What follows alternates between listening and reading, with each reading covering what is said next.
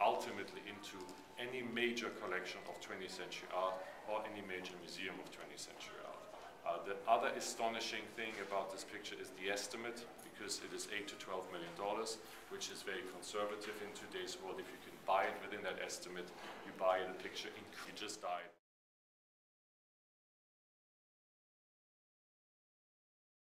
One of the last remaining multiple monumental images, canvases in private hands, and will attract enormous amount of attention. Andy always said that, or he claimed that he painted what he loved. He loved food, that's why he painted the Campbell soup cans, and he loved money, and that's why he painted money, and he loved fame, that's why he painted the stars.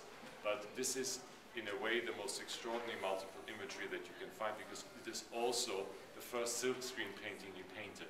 These are individual silk screens that get applied to the canvas and printed onto the canvas in different variations of ink, which means that you see lighter and darker areas, that they create this wonderful all-over pattern.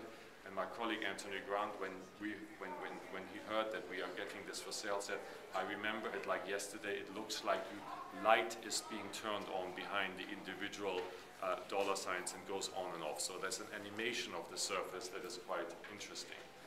There are several things about this painting that are astonishing. First of all, it hasn't been seen in the public eye since 1986, when it was sold at Sotheby's for then $360,000, which was such a humongous price that it made an obituary of Andy Warhol.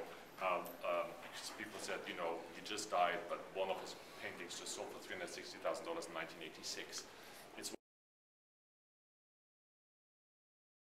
He moved from London to California in 1964. His friends had recommended him to move to San Francisco, but he felt that California, and particularly Southern California, was more like Egypt, where he'd love to go, and more like Italy, where he'd love to go. And here you see this incredible sort of combination of all these elements: California, Egypt, and Italy, with this sort of wonderful Italian composition, very much like Piero della Francesco's Annunciation, this sort of almost living in a tent outside, and you have this whole sort of Annunciation composition with the figures coming in on the right and left. This marvelous rainbow, which is kind of, now we associate the rainbow with the gay culture. I mean, who knew in 1960?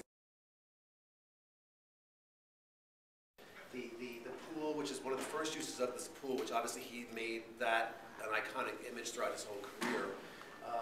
And then almost desert-like landscape, which is like Egypt in a sense, although that's really what Palm Springs looked like in those days. It just was a vast landscape. Here you can sort of see this aspect of his Englishness in this kind of Turnbull sculpture, the William Turnbull sculpture, which he's made actually into a figure, almost sort of the back of the figure. And the California art collector is no one specific. I think once he got there, stayed a little bit longer for a couple years, there were some more specific: Betty Freeman, Marcia Wiseman, Fred Wiseman. But this is not anyone in particular. It's just he felt that when he went to people, the one thing great about California, he said, was unlike England, where you never entered anyone's homes or you never saw collections. He said everyone opened your doors to collections. You saw their bathrooms, you saw their bedrooms, you saw everything. And he said the husband was never home. He was doing business. He said he knew all the wives.